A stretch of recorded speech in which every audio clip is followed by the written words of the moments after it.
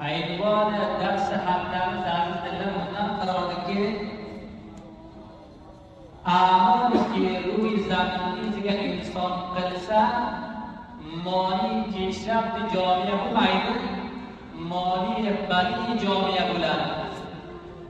جامعه اسلامی خطرگده شو بارگه وزارت ارشاد حج و اوقاف مکتوبی برای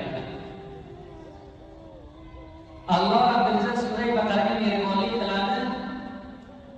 الذين ينقضون عهد الله من بعد ميثاقه اوشا انسانلاری که اوشا نفرلاری که اوشا مرداری که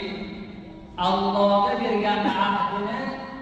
سندرد برگن عهدگه وفا قلمید و یقطعون ما امر الله به خط کلاده اون نرسی که الله رب العزت نعمت کرده اون خط کلاده ایوارت صلت الرحم ده آتا آنگه مهربانی کلشتی آتا آنگه عزت کلشتی اون خط کلاده انجو سر اینکه مونگا واسط دوزه و یفسدون فی الارض زمین دیزگه فساد کلاده زمین دیزگه نشنموی فساد منشه فساد مقطع فساد کلاده اولئک هم الخاسرون الله سبحانه و تعالی ایتن منشی انسانلر زیادمانده منشی انسانلر خاصت دنیا و آخرت نسیان زیان کلگن منفعت روز جارگه پایدنش کلگن مثل الله منشی انسان اولئک سلگای که منعی انسانلر ایمون ملت الله رب العزت منشی گروه زیانکار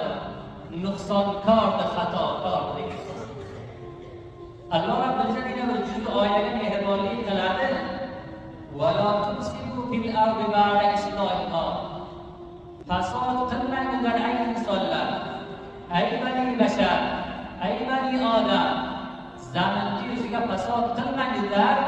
بعد از این زمین اصلاح بودن داره بعد از این زمین چیزی که عبادت الله قرار تافتن داره الله رب العزت مخلوقان عبادت الله سلامت عبادت کرده مخلوق سلام است زمین چیزی که فساد کنید انواع فساد برده رقم از در فساد برده زمین چیزی که فساد کنشتی نو رقم ده گناه کلسن، غیبت کلسن، بهتان کلسن، زنا کلسن و غیره هر افعال بدی که اوشا منهیاتی که الله رب العزت